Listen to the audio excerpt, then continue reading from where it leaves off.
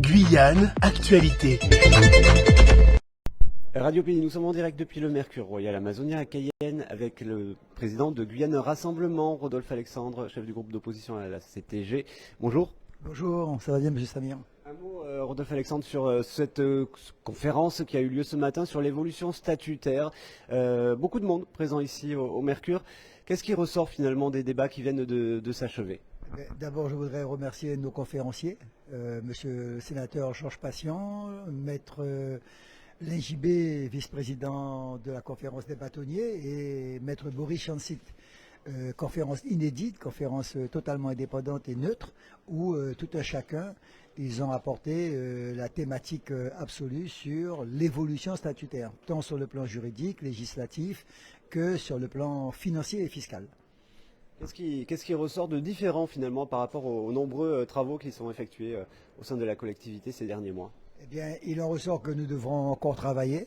Nous devrons d'abord être unis, solidaires, échanger nos points de vue ou nos différentes analyses.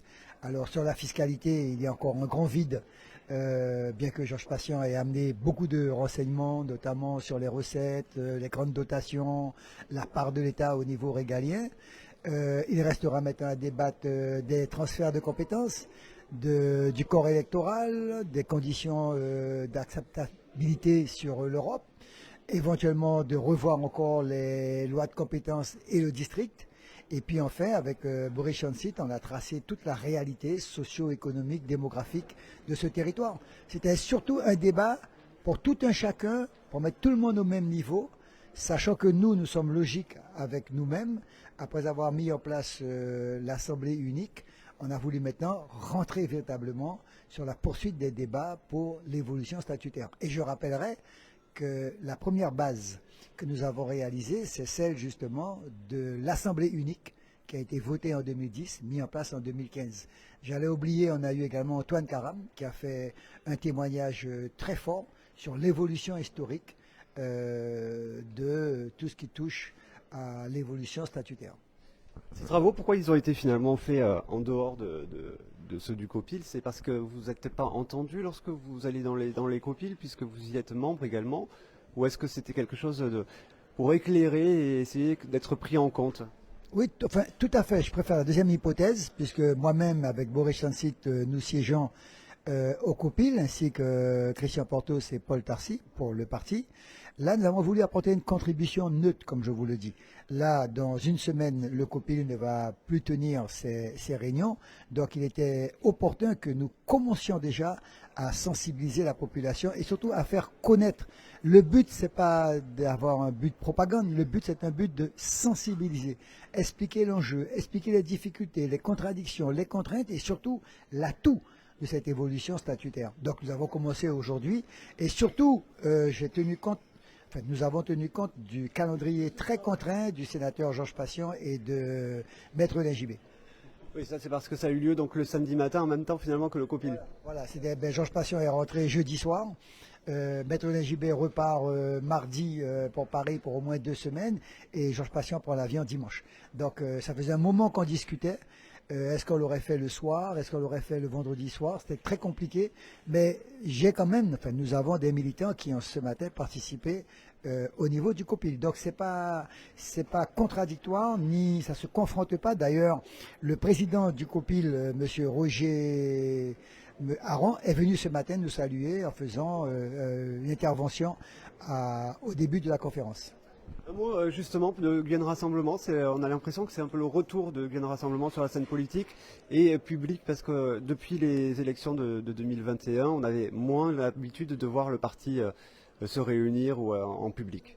Non, pas forcément. Nous avons, alors employons le mot, depuis la défaite, nous avons maintenu nos réunions, nous avons maintenu nos déplacements en communes, nous sommes même allés à Regina, nous sommes allés à Mana, enfin bref, il y a des réunions qui se tiennent. Mais là, comme je vous le dis, sachant que ce débat aujourd'hui ne touche pas forcément toute la population, il est important que nous puissions réunir autour de ces conférenciers un bon nombre de citoyens et également d'ailleurs grâce à vous, grâce au réseau, puisque vous avez rediffusé donc cette conférence, toucher un maximum de personnes. Maintenant, les gens pourront avoir le lien, ils pourront à tout moment revoir ces débats, écouter, travailler, et bientôt nous-mêmes, nous allons faire circuler les documents de Georges Patient sur la fiscalité. Un mot du rapport de la CRC qui a donc été présenté en début de semaine. C'était un satisfecit pour vous, une validation finalement de votre bilan que vous n'aviez pas eu jusqu'ici. Eh bien, disons que c'est un satisfecit pour tout le monde, satisfecit pour l'équipe qui m'a entouré, pour tous ces élus, ces fonctionnaires administratifs, pour la population, puisqu'il y a eu mars-avril 2017 qui a donné quand même un choc au niveau du budget. Et puis ensuite, satisfecit pour le territoire.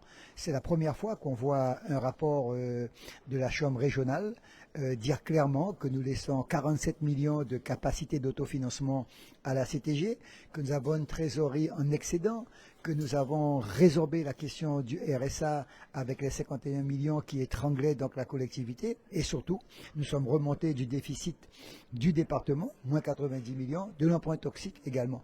Donc aujourd'hui, l'équipe actuelle, quelles que soient nos divergences, elle a les moyens, elle a la marge pour pouvoir lancer un nouvel emprunt, lancer des investissements et certainement peut-être faire demain le nouveau programme pluriannuel d'investissement, parce que je vous rappelle que la Guyane a été classée 2e.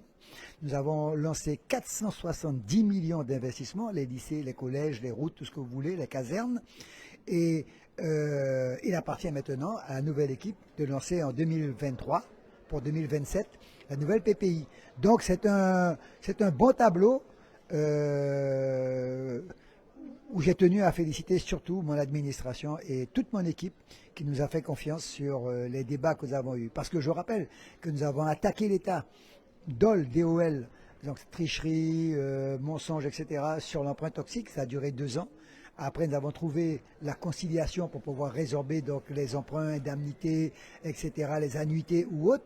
Et puis surtout, reconnaître quand même que l'État nous a aidés 2 fois 20 millions et nous avons laissé à la nouvelle équipe 2 fois 40 millions d'euros. Donc c'est satisfaisant pour le pays. C'est un premier pas. La CTG est maintenant en place. Maintenant, il appartient de socler, de consolider la CTG et maintenant de voir justement dans les débats pour une nouvelle autonomie comment cette collectivité va fonctionner. Merci beaucoup Rodolphe Alexandre pour ce point complet. Donc ici depuis le Mercure Royal Amazonia, en effet une conférence à retrouver en replay sur nos réseaux. À bientôt. Outremernews.fr, le site de l'actualité Outre-mer, 24 heures sur 24 et 7 jours sur 7. Retrouvez la chaîne Outremer News sur YouTube.